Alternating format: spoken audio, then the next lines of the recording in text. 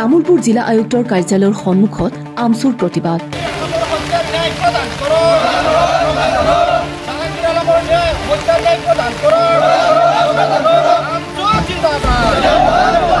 সদৌ অসম সংখ্যালঘু ছাত্ৰ ইউনিয়নৰ আহ্বান মৰ্মে আজি তামুলপুৰ জিলা আমচুই তামুলপুৰ জিলা আয়ুক্তৰ কাৰ্যালয়ৰ সন্মুখত তীব্ৰ প্ৰতিবাদ সাব্যস্ত কৰে।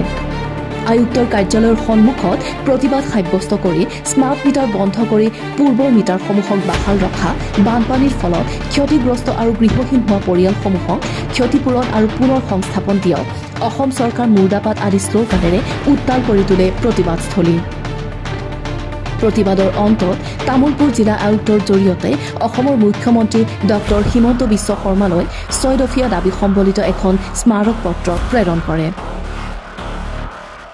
যে অসম বুলি ক'লে অসমত নানা ধৰণৰ সমস্যা আজি বিৰাজ কৰিছে, তাৰে মুখ্যত আমি 6টা দাবী সম্বলিত এখন স্মাৰকপত্ৰ আমি আজি তামুলপুৰ জিলা উপায়ুক্ত মহোদয়ৰ জৰিয়তে আমি সন্মানীয় অসমৰ মুখ্যমন্ত্ৰী হিমন্ত বিশ্ব শৰ্মা ডাঙৰীয়ালৈ আমি প্ৰেৰণ কৰিছোঁ। আৰু আজি আমিয়ে নহয়, অসমৰ বিভিন্ন প্ৰান্তত আমচুৰ এটা কেন্দ্ৰীয় কাৰ্যসূচী আছিলে।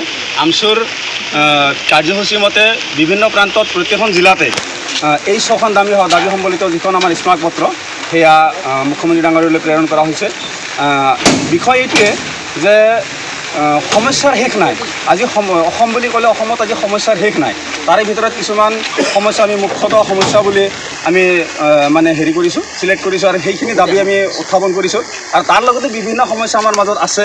আজি চাওক, অসমখনত বিজেপি চৰকাৰ অহাৰে পৰা বা বিশেষকৈ মুখ্যমন্ত্ৰী হিচাপে মাননীয় হিমন্ত বিশ্ব শৰ্মা ডাঙৰীয়াই দায়িত্বভাৰ গ্ৰহণৰ পৰা অসমখন চলোৱাত তেওঁ সম্পূৰ্ণৰূপে বিফল হৈছে।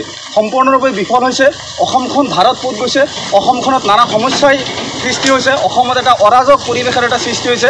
আৰু যাৰ কাৰণে অসমৰ বিভিন্ন প্ৰান্তত প্ৰত্যেকজন জনসাধাৰণে অসমক আৰু অসমক ভাল পোৱা প্ৰত্যেকজন জনসাধাৰণে চৰকাৰৰ সেই কাম কাজত শূন্য হৈ প্ৰতিবাদ সাব্যস্ত কৰিছে।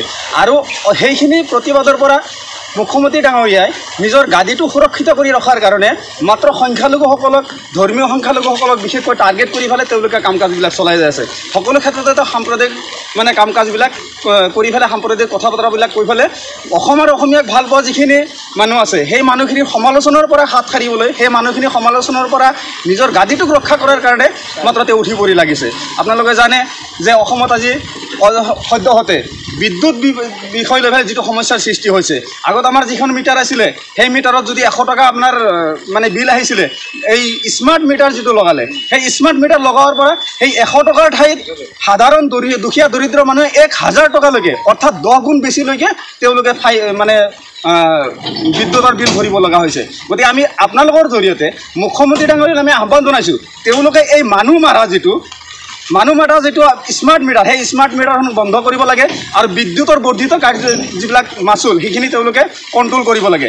আজি বিদ্যুতৰ ক্ষেত্ৰতে নহয়, অকল আপোনাৰ ৰিচাৰ্জৰ ক্ষেত্ৰতে হওক, প্ৰত্যেকজনৰ আমাৰ মোবাইল আছে। মোবাইলৰ ক্ষেত্ৰত আজিৰ পৰা 2 মাহ আগলৈকে যিটো ৰিচাৰ্জ আপুনি 150 টকা আছিলে সেইটো আজি 300 বা 300ৰ ওপৰত হৈ গ'ল। সাধাৰণ মানুহখিনি কিমান জ্বলা কলা খাইছে। আজি আপোনাৰ বানপানীৰ সমস্যাৰ পৰা উদ্ভৱ হোৱা যিখিনি সমস্যা, সেই সমস্যাখিনি চৰকাৰে তাৰ মুখামুখি হ'বলৈ তেওঁলোকে ব্যৰ্থ হৈছে। তাৰ কাৰণে বিভিন্ন সময়ত বিভিন্ন নাটক ৰচনা কৰিছে। বিভিন্ন সময়ত বিভিন্নজনক তেওঁলোকে দুখীয়া সাব্যস্ত কৰি পেলাই তেওঁলোকে নিজৰ গাদীটো সুৰক্ষিত কৰি ৰাখিছে। বানপানীৰ সমস্যা সমাধানৰ কাৰণে আজি আমাৰ ভাৰত চৰকাৰৰ পৰা যদি চন্দ্ৰবাবু নাইডুৱে বা হয়তো নীতিশ কুমাৰে যদি হাজাৰ কোটি টকা যদি মোকলাই নিব পাৰে, আমাৰ মুখ্যমন্ত্ৰী ডাঙৰীয়া তেওঁলোকে ডাবল ইঞ্জিন চৰকাৰ বুলি কয়। বোলে ডাবল ইঞ্জিন চৰকাৰ থাকিলে বোলে চৰকাৰৰ কেন্দ্ৰৰ পৰা বোলে পায়, সুযোগ সুবিধাবোৰ বোলে বহুত বেছিকৈ পায়। তেওঁলোকে ডাবল ইঞ্জিন চৰকাৰ থকাৰ পিছত তেওঁলোকে 1 টকা কিয় আজি আনিব পৰা নাই? তেওঁ এই ব্যৰ্থতা ঢকাৰ কাৰণে, এই ব্যৰ্থতাৰ ঢাকিবৰ কাৰণে তেওঁলোকে সাম্প্ৰদায়িক কথা বতৰাবিলাকত লিপ্ত হৈছে। আজি বানপানী যেতিয়া সৃষ্টি হৈছে, কিছুদিন আগত যেতিয়া গুৱাহাটীৰ যেতিয়া কি বুলি আছিলে আপোনাৰ শিলহাকুত যেতিয়া উচ্ছেদ কৰা হৈছিলে, তেতিয়া সেই সময়ত প্ৰতিবাদ হওঁতে মুখ্যমন্ত্ৰী ডাঙৰীয়াই কৈছিলে যে গুৱাহাটী যদি বানপানীৰ পৰা মুক্ত কৰিব লাগে তেনেহ'লে শিলহাকুৰ উচ্ছেদিত পৰিয়ালবিলাকক ইয়াৰ পৰা স্থানান্তৰ কৰিব লাগিবই, আমি তাতে মানুহ থাকিব দিব নোৱাৰোঁ। সেই শিলহাকুৰ যি উচ্ছেদ কৰা হ'ল, সাধাৰণ মানুহক তাৰ পৰা উচ্ছেদ কৰি খিলঞ্জীয়া মানুহক, অসমীয়া মানুহক মানে তাৰ পৰা আঁতৰাই পঠিওৱা হ'ল। তাৰপিছতো তাতে বানপানীৰ সমস্যা সমাধান নহ'ল। তাৰপিছত যেতিয়া আকৌ বানপানী হ'ল, এই কিছুদিন আগত তেওঁলোকে কি কৰিলে, বানপানীৰ সমস্যা, সেই সমস্যাৰ কাৰক হিচাপে তেওঁলোকে কি কৰিলে, ES টিমক দোষাৰোপ কৰিলে। তেওঁ নিজৰ ব্যৰ্থতা থাকিবলৈ কেৱল ES টিমক দোষাৰোপ কৰি পেলাই সেই ES টিমৰ স্বত্বাধিকাৰী এজন মুছলমান বুলি দেখুৱাই কেৱল মুছলমানসকলে ইয়াতে তেওঁ খোলা কৈছে বোলে মুছলমানসকলে ইয়াতে তাৰমানে বানপানীৰ জেহাজ চলিছে। কিমান টুলুঙা মন্ত্ৰক মুখ্যমন্ত্ৰীৰ আসনত থাকিবলৈ কৰি আছে। গতিকে আমি সেই কথাক ধিক্কাৰ জনাইছোঁ। তেওঁলোকে এই টুলুঙা মন্ত্ৰকৰ পৰা ওলাই আহি যিখন আসনত মানে কি বুলি কয় আপোনাৰ কিৰিপ চলিহাৰ দৰে আপোনাৰ গোপীনাথ বৰদলৈৰ দৰে এজন স্বনামধন্য ব্যক্তি বহিছিল, সেইখন আসনত বহি পেলাই তেওঁ তাৰমানে সেই আসনখনৰ মৰ্যাদা তেওঁ লাঘৱ কৰিছে। গতিকে আমি তেওঁক আহ্বান জনাইছোঁ যাতে এইবিলাক টুলুঙা মন্তব্য কৰা বন্ধ কৰক। তেওঁ এতিয়া মানুহৰ নিত্য প্ৰয়োজনীয় যিবিলাক সামগ্ৰী সেইবোৰৰ আকাশলংঘী মূল্য বৃদ্ধি, মানুহৰ জীৱনদায়িনী যিখিনি ঔষধ সেই ঔষধৰ মানে মূল্য বৃদ্ধি, গেছৰ চিলিণ্ডাৰৰ 100 টকা 400 টকাৰ ঠাইত এতিয়া 1000-1200 টকা হৈ গ'ল, সেইবোৰ তেওঁ কণ্ট্ৰল কৰিব পৰা নাই। গতিকে এই গোটেইখিনি ব্যৰ্থতা থাকিবলৈ তেওঁ মাত্ৰ মুছলমানৰ ওপৰত তেওঁ দুখ জাপি দিছে, মাত্ৰ হিন্দু মুছলমান কাজিয়া লগাবৰ কাৰণে ইয়াতে তেওঁ উঠি পৰি লাগিছে।